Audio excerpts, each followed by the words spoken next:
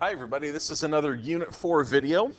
Today we're going to focus on solving quadratic equations by graphing and factoring. So first of all, let's talk about what a solution is.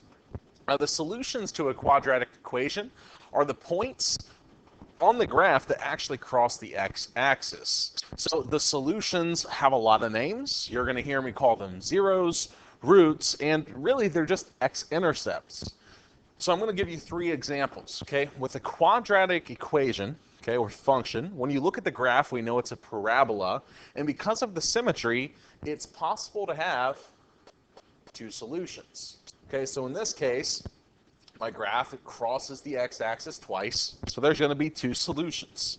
Okay, it's also possible that the vertex is the only place on the graph that actually hits the x-axis. So in this case, your vertex would also be the zero, or the solution.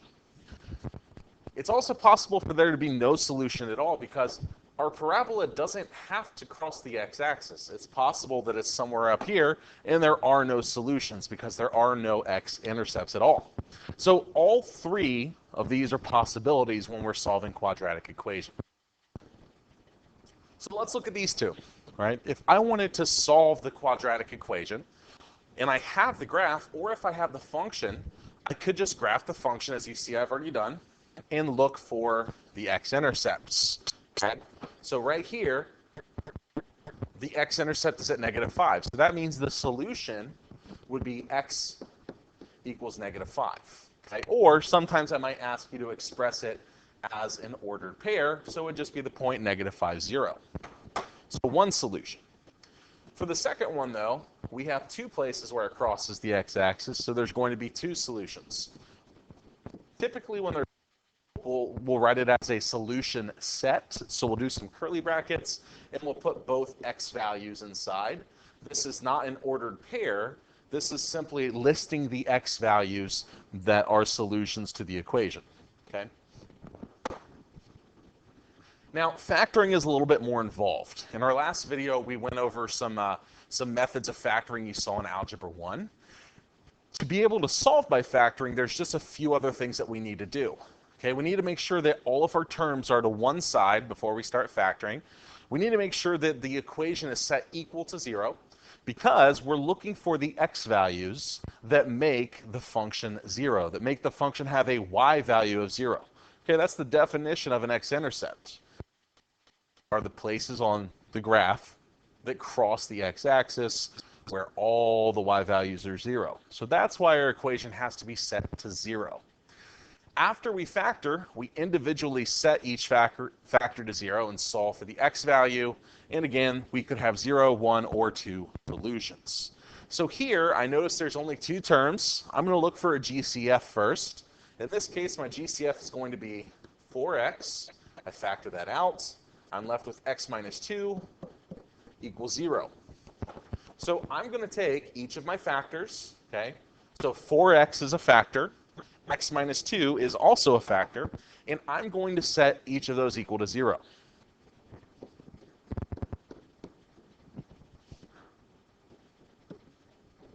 I'm going to individually solve these many equations. So here we would find x equals 0. And here we would find x equals 2. So my solutions, I can write as solution set are 0 and 2. So that means if I were to graph the function f of x equals 4x squared minus 8x, I'm going to see it cross the x-axis at 0 and 2. That's where the x-intercepts are going to be. So let's look at another one, okay? We've got two terms. Everything's already on one side. It's set equal to 0, so that's good. I notice I have some perfect square numbers and subtraction, so those are the perfect conditions for factoring by difference of squares. So I'm going to think, what do I square to get 9x squared to get 25? Well, to get 9x squared, I would square 3x, and to get 25, I would square 5. So this is going 3x plus 5 times 3x minus 5. I have two factors again that I'm going to set equal to 0.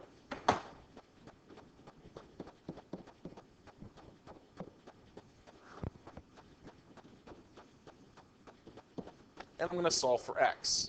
So I'm going to subtract 5 first, divide by 3.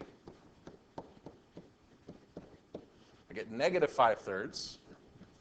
And for the second one, I'm going to add 5 and then divide by 3.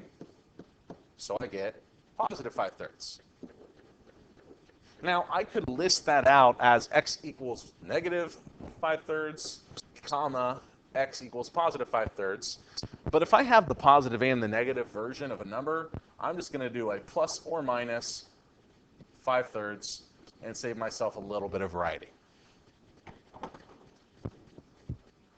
Okay, let's do one last one here. Okay, I have a trinomial, but I noticed that the coefficient in front of x squared is not 1. So I'm going to try to factor out a GCF first. Okay, so it looks like our GCF is going to be 2.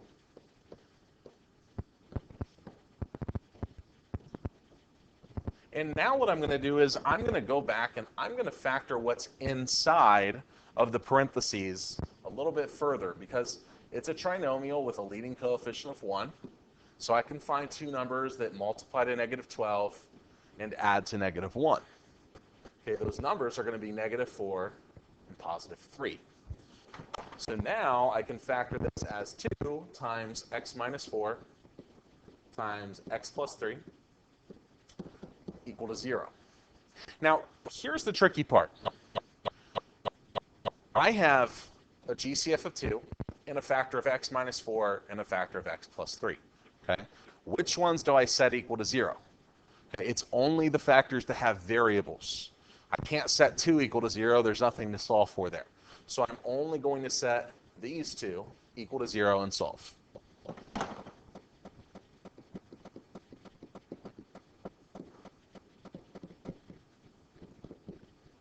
So to get x equals 4 and x equals negative 3,